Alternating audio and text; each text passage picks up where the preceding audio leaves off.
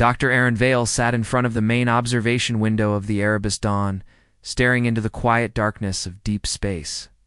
The stars looked like frozen sparks, scattered across a sea of black glass.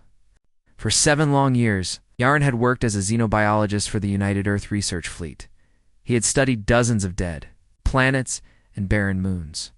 But he had never found life. To most of the crew, space was only a job.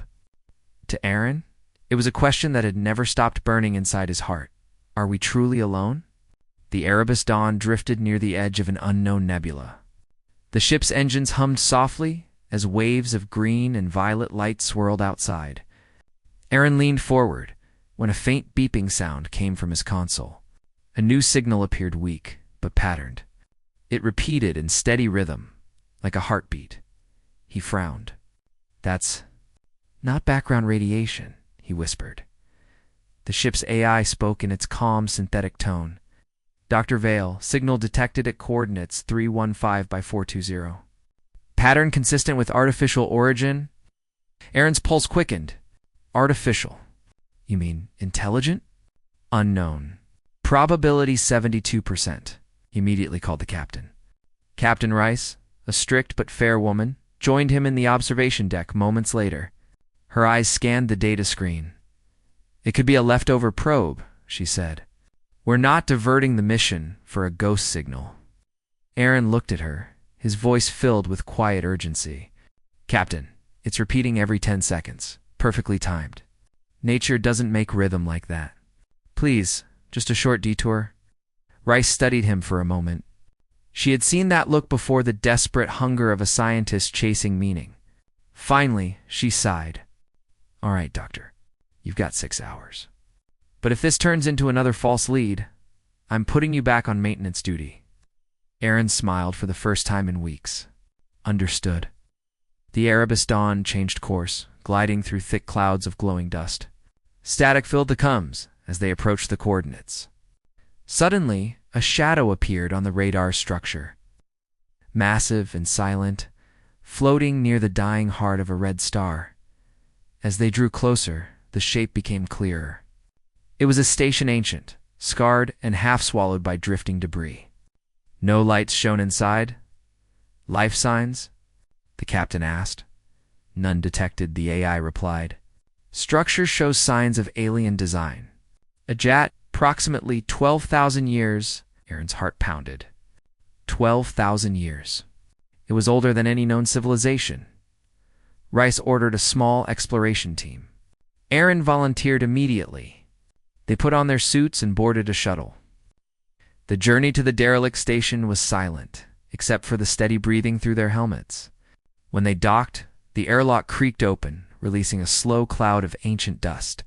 The corridor beyond was vast and lifeless. Strange symbols glowed faintly on the walls, smooth curved lines that seemed to flow like water. Aaron moved his gloved hand across one of them. It felt warm, as if something beneath still lived. "Stay sharp," Captain Rice said. "We don't know what kind of tech this is." They moved deeper inside, their flashlights sweeping across broken machinery and floating fragments. Then, Aaron saw a massive chamber at the center, surrounded by pillars made of translucent crystal. At the core stood a tall pedestal holding a glowing shard the size of a human heart. The light inside it pulsed soft, slow, almost breathing. Aaron stepped forward. "It's the same rhythm as the signal," he said. The captain frowned. "Don't touch it." But curiosity overpowered caution. He reached out slowly, his fingers brushing the surface. The crystal felt cool for an instant, then suddenly it flared to life. A brilliant wave of light filled the room. The air seemed to ripple, and a shape began to form above the pedestal, a human-like figure. Made entirely of light. The team staggered back in shock. Aaron froze. His breath caught as the figure took shape, a woman, her form glowing softly, her hair drifting like mist. Her eyes, made of pure golden light, turned toward him. He couldn't move. He couldn't even blink. Something in those eyes held him still, warmth, sadness, and recognition. As if she had been waiting for him. The alien woman spoke. Her voice melodic but strange, her words like echoes through water. The ship's translator struggled to catch up. Finally, a mind that listens. The captain raised her weapon slightly. Dr. Vale, back away. But Aaron barely heard her. Who are you? He whispered. The figure tilted her head, her expression almost human. Leora, she said softly. And you.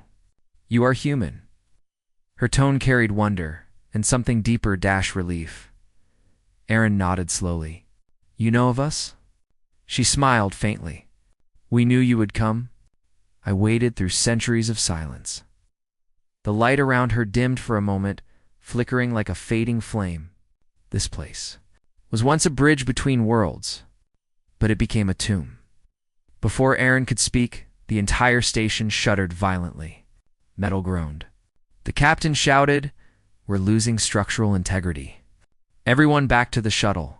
Aaron turned to run, but Leora's voice stopped him. You must go. The star is dying. If you stay, you will be lost with me. He looked at her again, unable to tear his gaze away.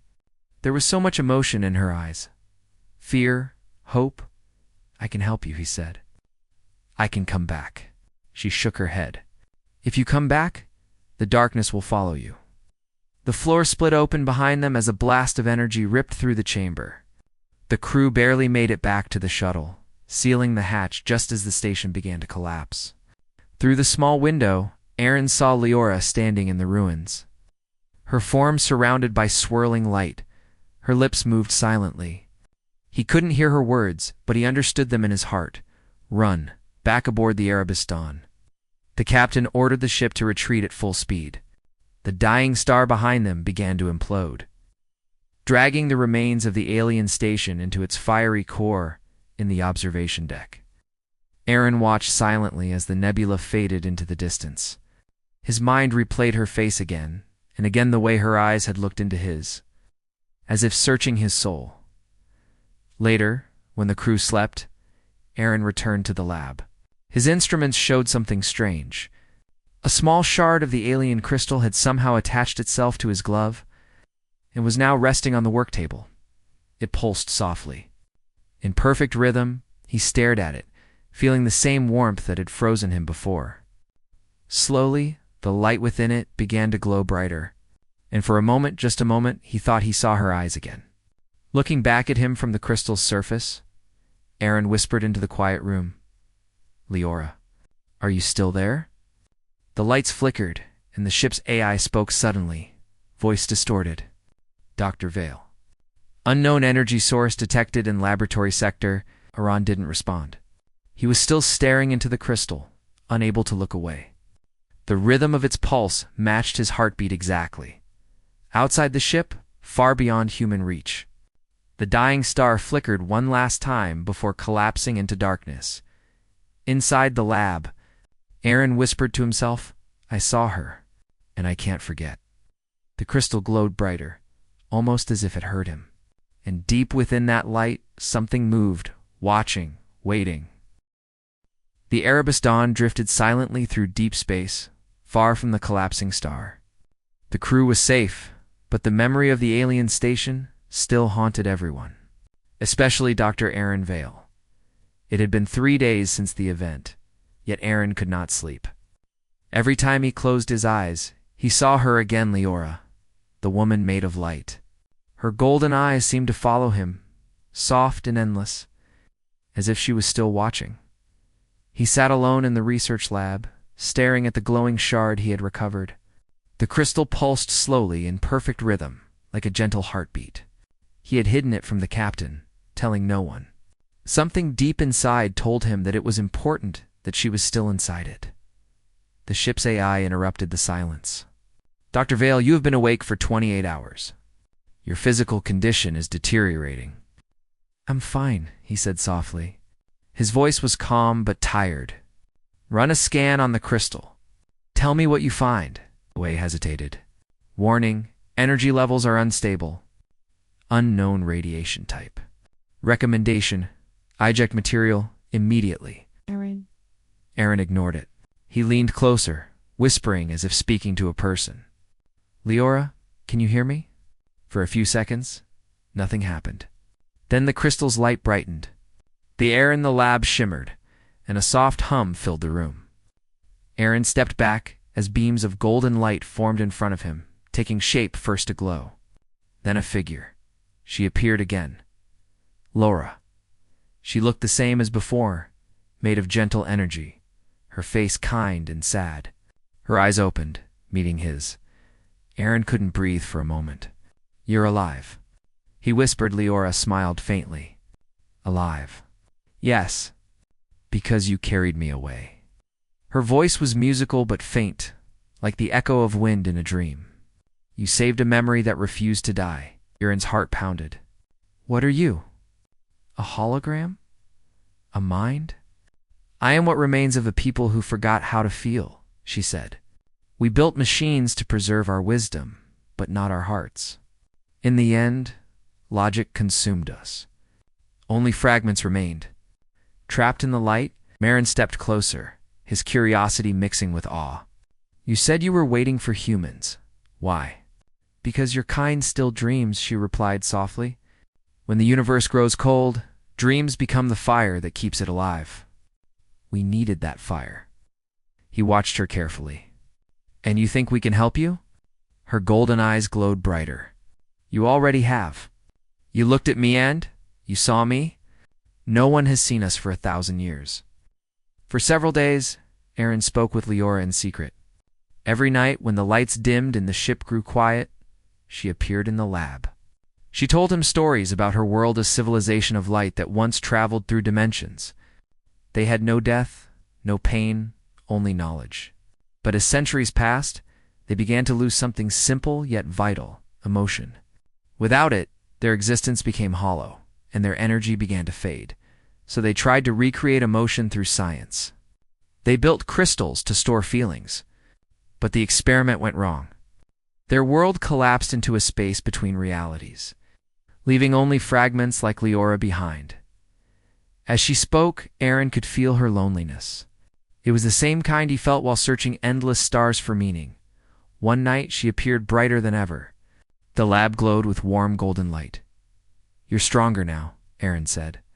"The crystallit's stabilizing." Leora shook her head. "No. It is your presence that gives me strength. You carry the warmth my people lost. Your heart feeds the light." Aaron felt a strange mix of pride and fear. "Then maybe I can help bring you back. Maybe we can rebuild what you lost." Leora looked at him with deep sadness. "If I return fully, your world may burn as ours did." Before he could ask more, alarms began to sound across the ship. The captain's voice echoed through the intercom. "All crew, 2 stations. We've got power fluctuations in the main reactor." Aaron shut down the lab systems quickly. The crystal dimmed, and Leora's image faded.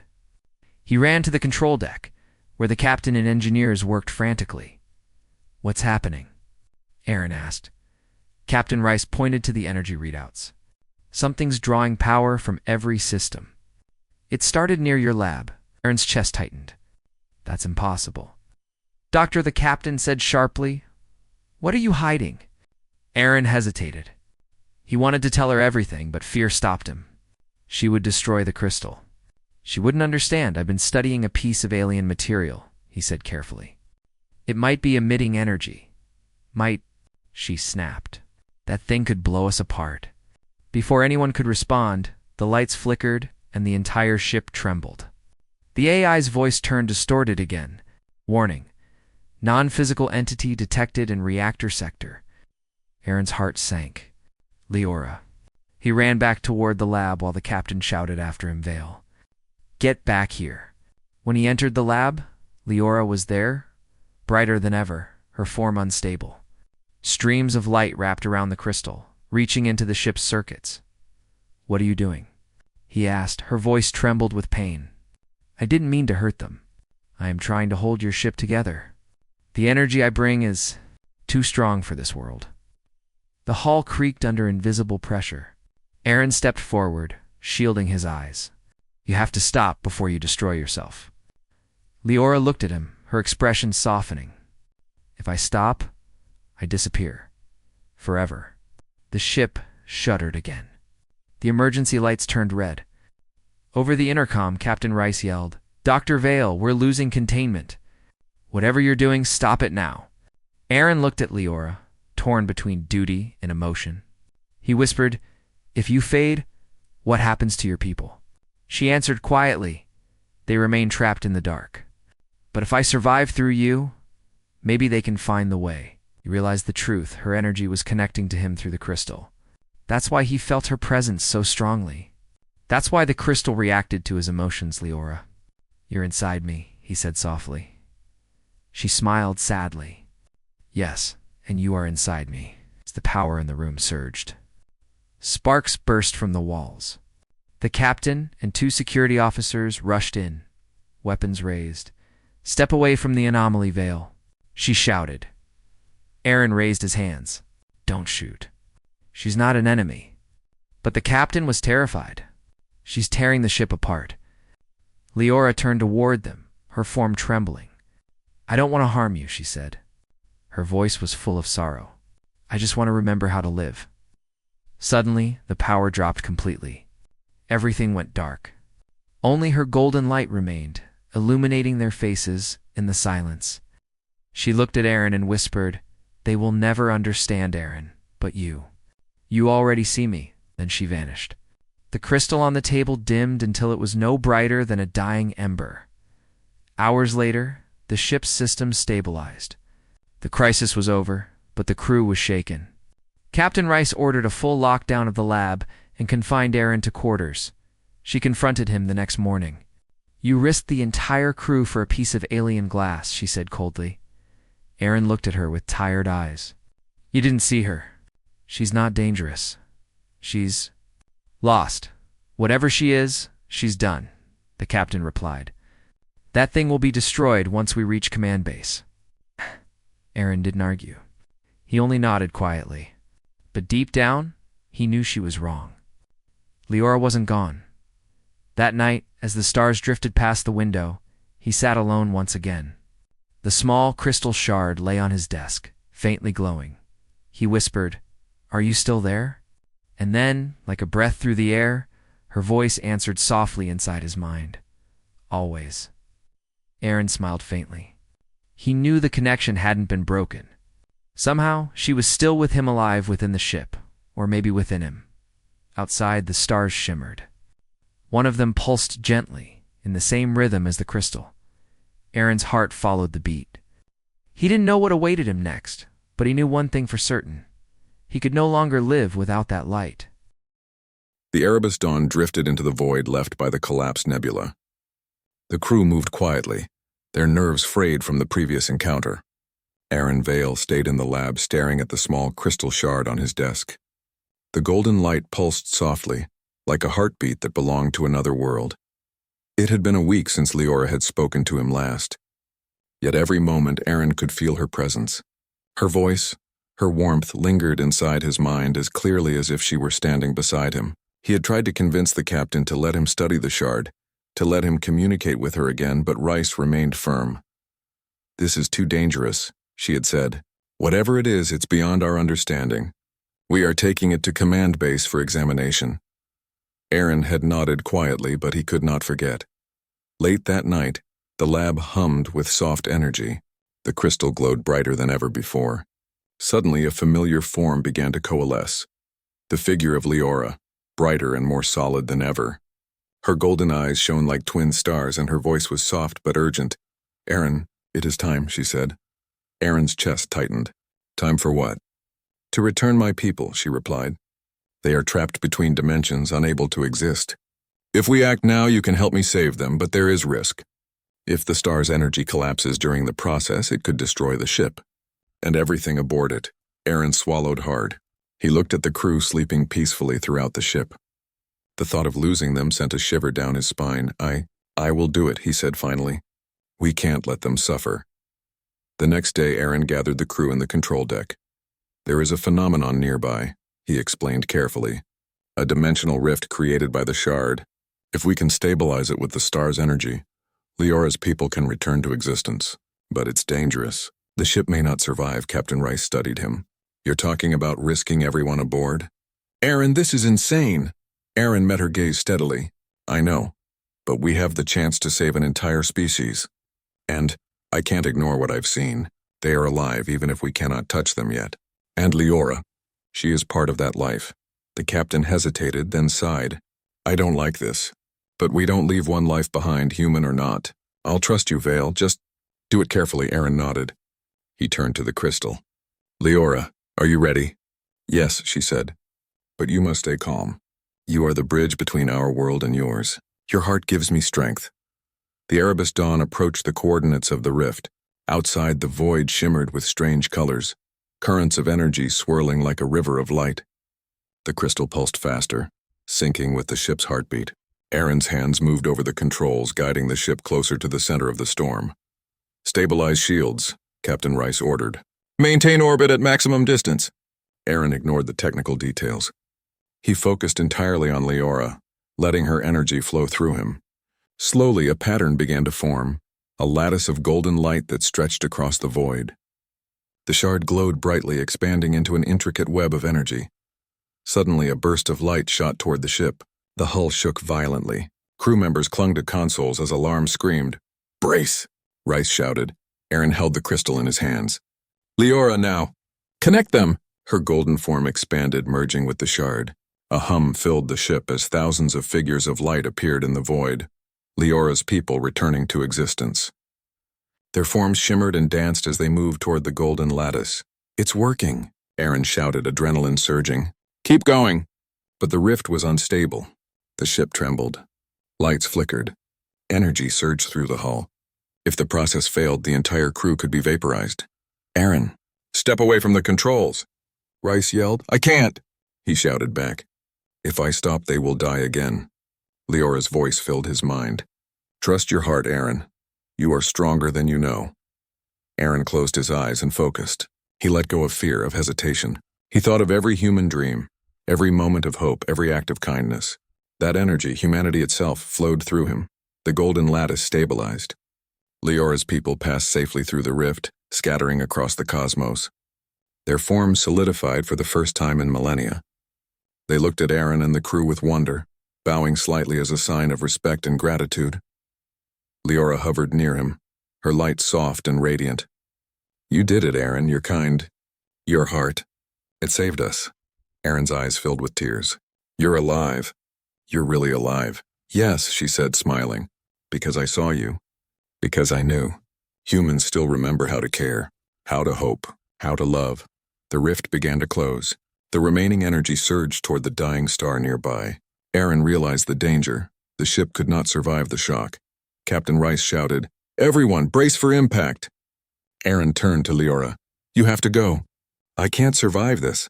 She looked at him, her eyes soft and full of emotion. Aaron, you have already given me everything. Now it is time for me to finish what we began. Trust me, he nodded, swallowing hard. Go, save them. With a final pulse of golden light, Leora surged into the heart of the rift. The lattice collapsed into a blinding explosion of energy. The ship shuddered violently, and Aaron was thrown across the deck. When he opened his eyes, the void was calm again. The rift had closed. The star had stabilized. Outside, distant figures of light. The last of Leora's people faded into the distance, returning to the universe they had lost. Aaron struggled to his feet. The ship was damaged but not destroyed. He looked around, half expecting Leora to appear beside him. She did not, and yet he could still feel her. Her presence lingered inside the shard, inside his heart. He had touched something beyond human understanding, and he had survived. Weeks later, the Erebus Dawn returned to human-controlled space. Aaron presented the remaining shard to command base scientists. They studied it with awe, unable to fully comprehend its energy or origins. Aaron stood quietly, holding the shard in his hands. He thought of Leora and her people. Somehow he knew they were watching him still. One night, alone in the observation deck, he looked out into the stars. One star pulsed faintly, slow, steady, and golden like a heartbeat. He whispered, I'll never forget you, Leora. And somewhere in the endless dark he felt her reply. Not in words, but in warmth. In understanding always, it said. Aaron smiled. For the first time in years, he felt truly alive. Humanity had reached across the stars and reminded a lost civilization of what it meant to feel, to hope, to love. And in that moment he understood.